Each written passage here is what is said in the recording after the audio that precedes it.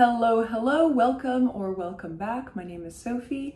I want to talk about books. Actually, today, I'm not really talking about books. I'm talking about the act of reading more generally, and specifically how I read. I've been wanting to make this video for a very long time, close to a year actually, and I keep putting it off, but I figured you might want to know how I read. What are some of the tactics that I have? What are some of the processes of my particular reading? And maybe you can pick some things up, maybe you can take issue with them. Let's see. Bibliosophie. Before I get to the meat of my video, I want to do a little plug, a parallel plug, or maybe a perpendicular plug, if you will, one that I think is quite appropriate because it is about reading and specifically my reading. I have created a book club. It just launched yesterday, and I invite you to join it. You may have already heard about it. I posted about it on my community page on YouTube, and if you follow me on Instagram, you will have potentially already seen it. I have created a Substack, which I will link below. It is called Bibliosophie. This is the Bibliosophie book club, so pretty easy to remember if you follow me here already.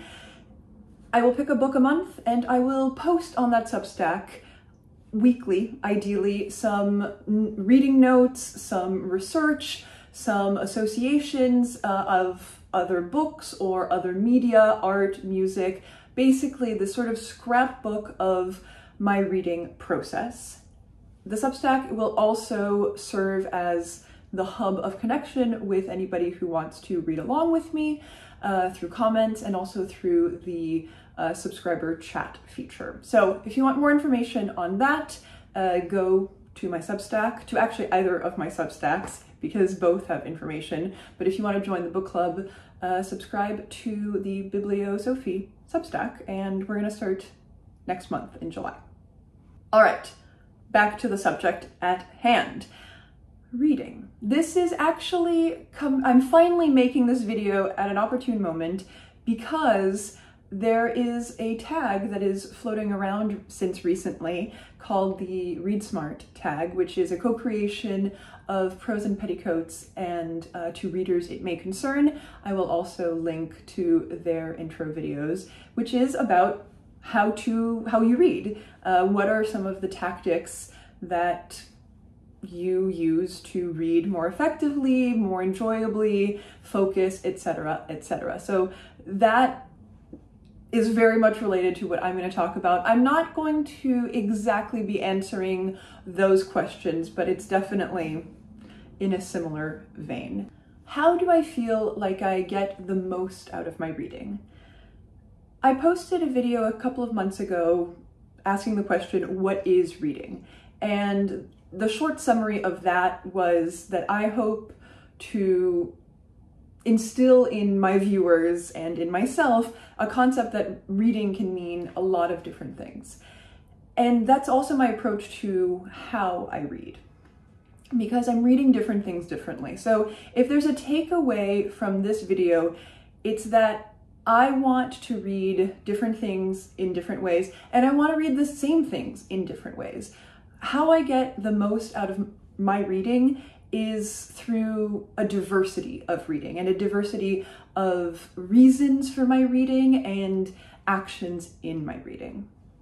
That also even has to do with what I think of when I mean getting the most out of my reading, because that can mean a lot of different things. If we're talking about learning something from reading or trying to digest technical or theoretical books, that probably means, did you understand the reading? Did you remember as much as possible? Did you understand what the author was trying to say?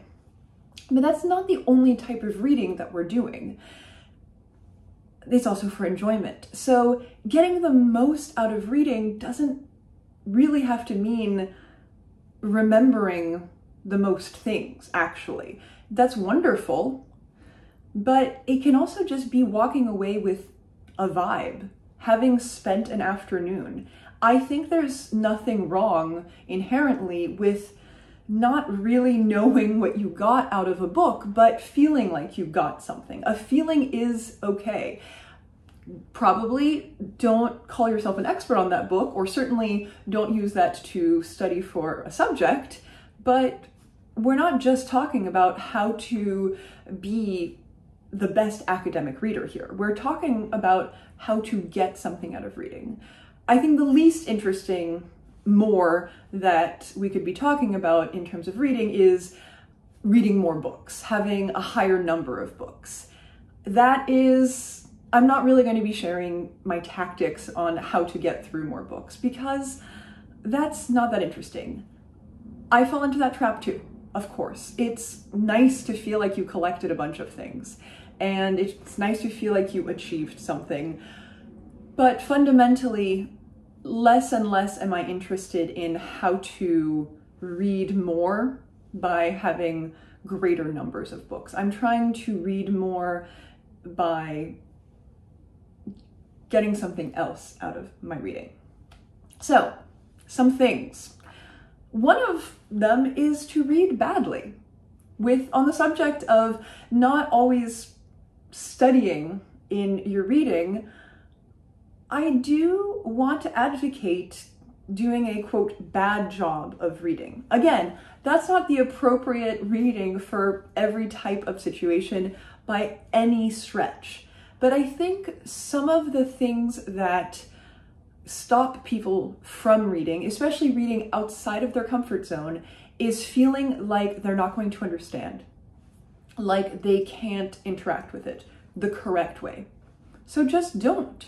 That's usually what keeps people from reading nonfiction, and especially kind of theoretical nonfiction, and definitely from reading poetry. That like they're not going to get something. So don't get it. And instead, read something, just get through it. And however, try to force yourself to assess what you did get out of it. Even if you didn't understand the story, if you didn't come away being able to explain Kant or know what happened in a poem or something, what did you actually get? Because you got something. What I think is really important is to try to force yourself in a loving way, in a nudging way, to articulate something about the book or the text beyond just exactly what it meant. What did it mean to you in a different way? Akin to that, what I find really, really helpful is forcing myself to summarize sections. If I feel like I'm kind of glazing through my reading, I will slow down and I will tell myself what happened in this chapter, what happened in this paragraph, what happened in this essay, what was the point? What was the point of this section?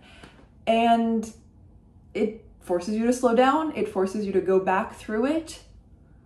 It's a really good way to keep yourself accountable. Also related to that, I am a huge advocate of rereading. I keep telling myself that I need to reread more, and I will keep telling it to myself and to you. There is so much to be had from rereading. Rereading things that you already liked, rereading things that you felt like you didn't quite understand the first time. I have gotten so much from rereading both fiction and nonfiction, and I get a new thing, I understand more what was going on the first time, or I understand different things. Reread. It looks like I have just like a dead arm, I'm realizing. There's a really intense glare coming from right here, so I need to use a book prop to just stop the glare. Old stamp collection. Kind of on the subject also of rereading, allow yourself to not finish books. I am a huge advocate of putting books aside if they are not working for you. Leave them unfinished for now, or maybe forever. Maybe the book isn't good enough for you. Maybe you're not in a right mood for the book. Maybe, you know, nobody's to blame. But if you're really, really struggling with a book and it's not required of you, just set it aside. start another book. It's okay, and come back to it. I have found that I have done a huge service to various books that I didn't like by just not reading them when I didn't like them, going back to them, and then liking them so much more. I know some people absolutely cannot leave books unfinished, and if that's your methodology, then that's your methodology, that's fine. However, if you're finding that you're stagnating and that you're just not reading because you dread having to pick up the book that you have to read, don't read that book. This is related also to the not finishing, and also can be kind of controversial. I like to read several books at once. That way there's less pressure on one book. I'm not in the mood for the same book every single day. And I can do this because I'm reading both a mixture of fiction and nonfiction. So there's not that much confusion. I can sometimes read a couple of novels at once.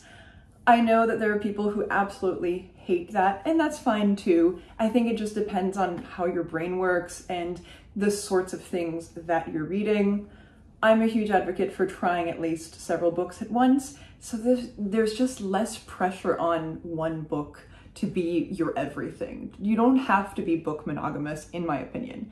However, I'm going to contradict myself and give myself advice, which is also to sometimes just chill the fuck out and read fewer books at once. I definitely fall into the trap of having too many books in my mind at once, too many kind of toys that I want to play with, and not committing enough. So that is a possible downside. Sometimes I know that it's really not a problem. I am quite certain that I'm not being negatively affected by that. But sometimes I am actually really cognizant of the fact that, no, I'm doing too much. And I have to sort of hone in on one or two books, finish what I was doing, or decide just to completely set them aside for now and move on. So I have two contradictory pieces of advice to myself and to you, and it kind of depends on the books and the mood.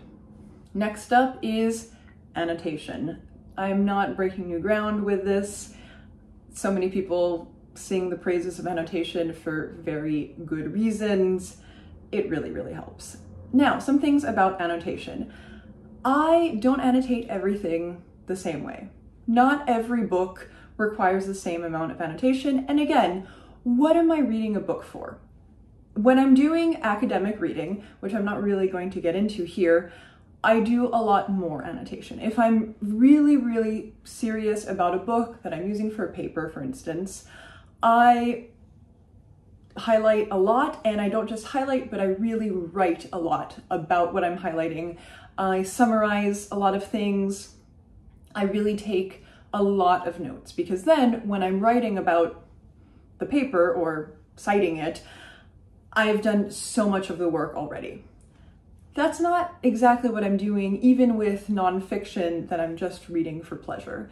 So I can be a lot more lax when I'm just reading a book that I'm finding interesting. I'll do some underlining or highlighting, maybe take a few notes, but I'm not as diligent. And with fiction, I might just be highlighting things. There is kind of a spectrum of how thorough you want to be. On a basic level, I am a proponent of writing in your books and highlighting in your books.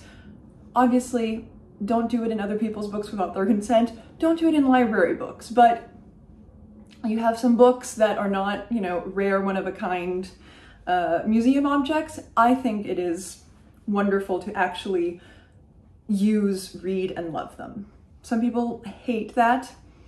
We'll get to that, because you don't have to annotate in a book. You can annotate outside of a book. But assuming that I am writing in a book, basic first level of annotation to me is underlining or highlighting. Second tier is highlighting with maybe a few notes to myself.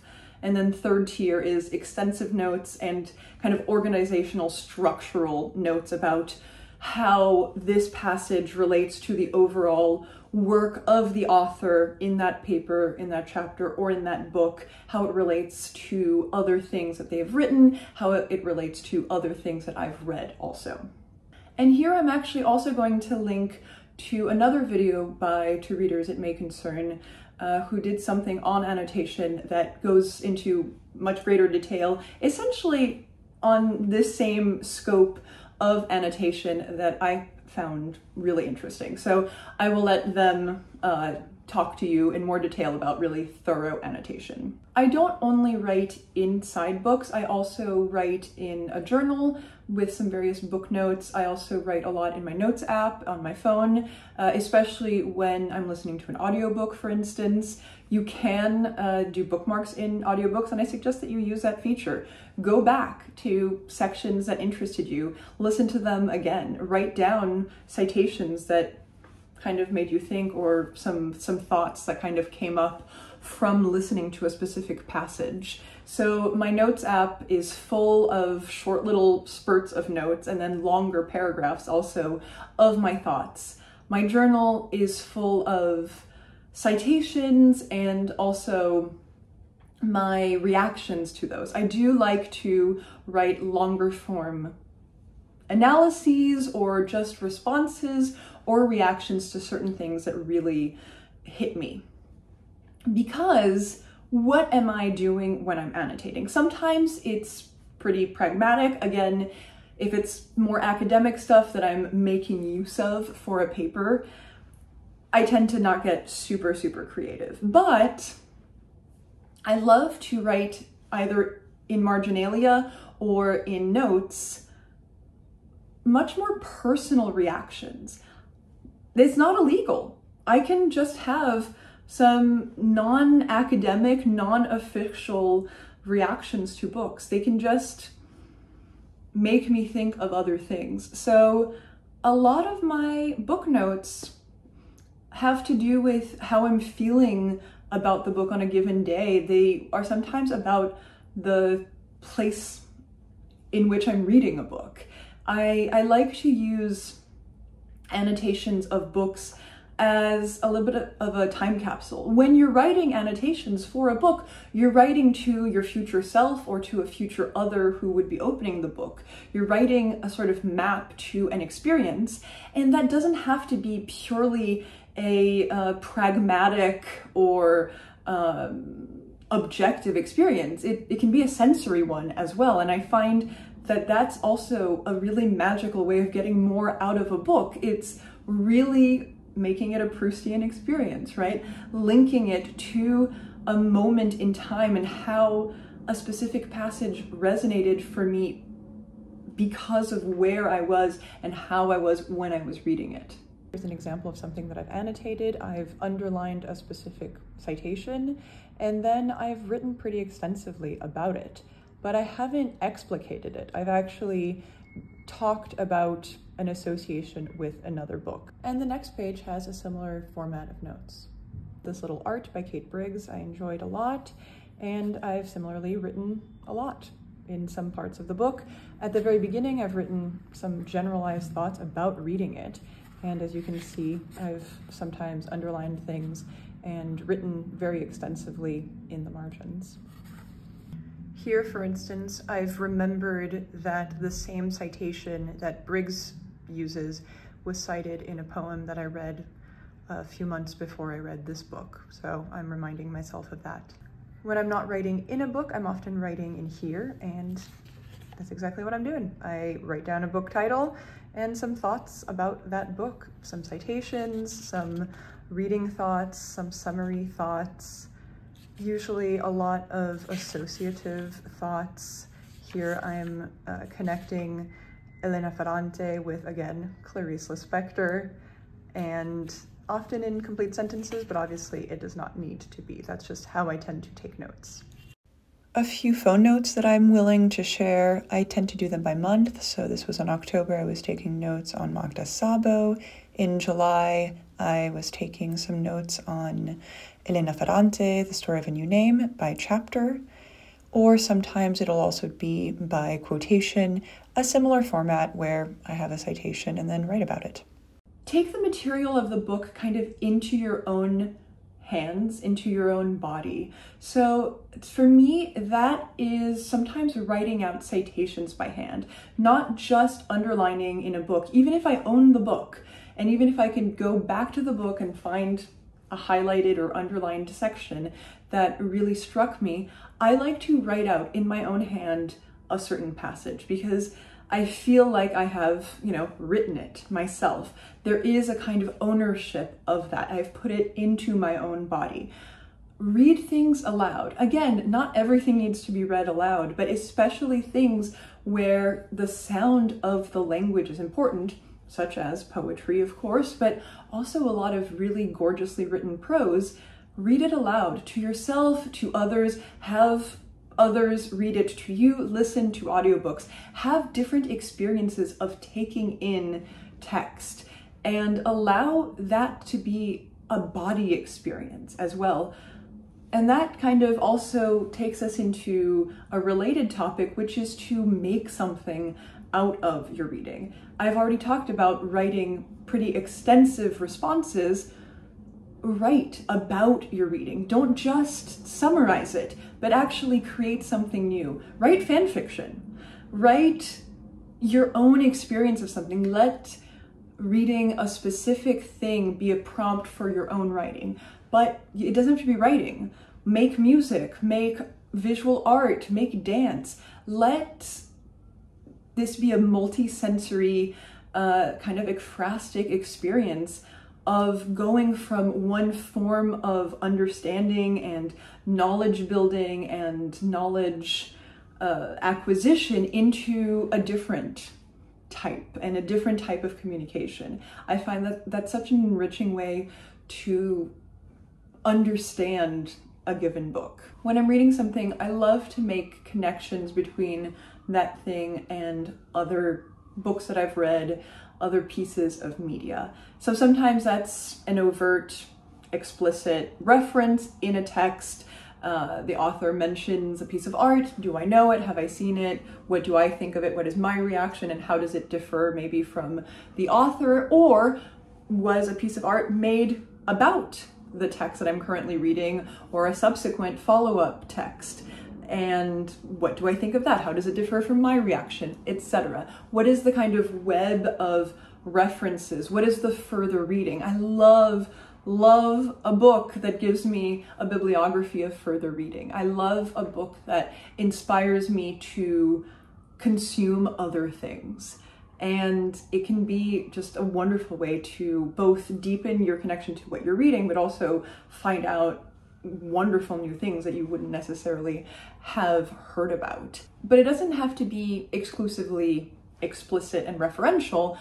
You could also just get a vibe from something. So what are other pieces of media that give you a similar feeling? Is it because they are actually connected? Do they come from the same generative DNA as the text that you're currently reading, and so therefore it makes sense? Or is it just kind of parallel developments of thought? I love tracking what the kind of zeitgeist of a thing is, whether actually or just within myself, and what other things remind me of the text that I'm reading. It's also just a wonderful way of deepening my emotional and physical connection to the thing that I'm reading. And somewhat related to that, I like to research what I'm reading. Not everything I'm reading. Sometimes, I don't want to.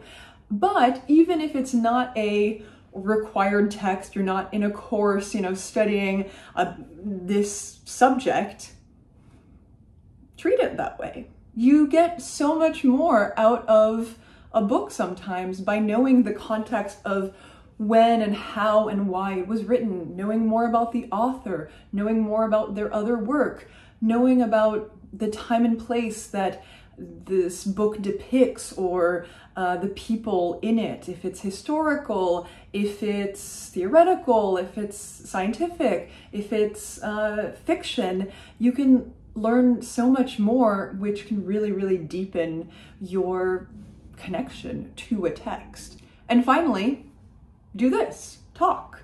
Talk to yourself, talk to others, read with others, start a YouTube channel. Look at other people's YouTube channels. What are they talking about?